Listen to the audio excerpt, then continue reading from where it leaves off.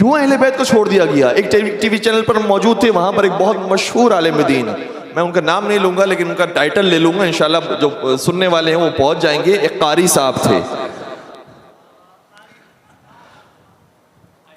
कारी साहब वैसे तो बहुत कम बोलते हैं अहले बैत के बारे में, लेकिन एक दिन बहुत बोल गए और उन्होंने बड़े फजाइल बयान किए अहले बैत के, तो हमारा दिल भी खुश हो गया।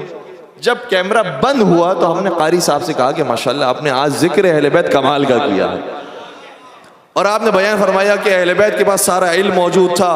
इमाम जाफर सादिकी के शागिर्द हैं अबू हनीफा, इमाम जाफर सादिकी के शागिर्द हैं इमाम मालिक, इमाम जाफर सादिकी के शागिर्दों के शागिर्द हैं इमाम शाफई, इमाम अहमद इब्न हम्बल। वो इसी तरीके से मौलाए कायनात ही इनको भी जवाब दिया करते थे, इनको भी दर्स दिया करते थे, उनको भी इल्मी बातें बयान किया करते थे। इल्म का समंदर थे अहले बैत, इल्म का दरिया थे अहले बैत। ये सारी बातें उन्होंने बयान की।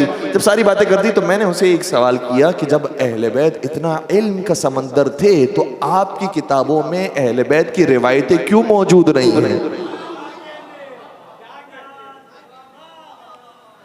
जब इतना इल्म का समंदर थे तो फलां से भी रिवायत है, फलां से भी रिवायत है, बल्कि फलाना से भी रिवायत है, तो फिर अहले बैत के फर्ज से कोई रिवायत क्यों नहीं है?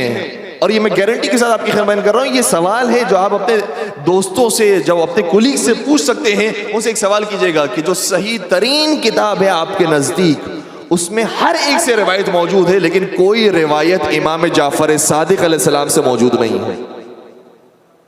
इमाम जाफर सादिक तो इल्म का समंदर है, उनके पास तो शागिर्दों की तादाद है, हर एक उनसे इल्म हासिल कर रहा है। फिर आपने क्यों महरूम कर दिया है उम्मत को इमाम जाफर सादिक के फरामीन से? उनके पास कमी थी किसी दर्स की, किसी इल्म की, फिर क्यों महरूम किया है? इसका मतलब यह है कि आप कहते कुछ हैं, करते कुछ हैं। जब हमने उनसे सवाल किया कि माशाल्लाह से आपने इल्म के इतनी बात की है और हमने तो कोई रिवायत नहीं देखी उनके हवाले से, अगर शायद हो सकता है कि हमारे इल्म में कमी हो, आप बता दें कि फला रिवायत भी है, फला रिवायत भी है, फला रिवायत है, तो हम अपना सवाल वापस ले लेंगे। उन्होंने कहा कि इस पर कभी मैंने सोचा नहीं। मैंने कहा चले आज दावत फिक्र मिल गई, सोच लीजिएगा, वरना आपकी तरफ से कभी ऐसा जवाब हमने सुना भी नहीं है कि आप ये कहे कि मैं सोचूंगा इसके ऊपर और फिर लबकशाई करूंगा। तो मैंने कहा कि चलें ये एक मौका मिला है, आप इसके ऊपर सोचिएगा कि क्या वजह हुई कि हर एक अहले बैत का जिक्र तो कर रहा है, लेकिन अहले बैत की तालीमात को अपनी किताबों में जिक्र नहीं कर रहा, कि इनकी तालीमात को, इनकी हदीस को किताबों में जिक्र नहीं किया गया है। तो एक फिक्र रोशन करके चले जाएं, बस काफी है। उसके बाद आपका काम खत्म हो जाता है, उसका काम शुरू होता है।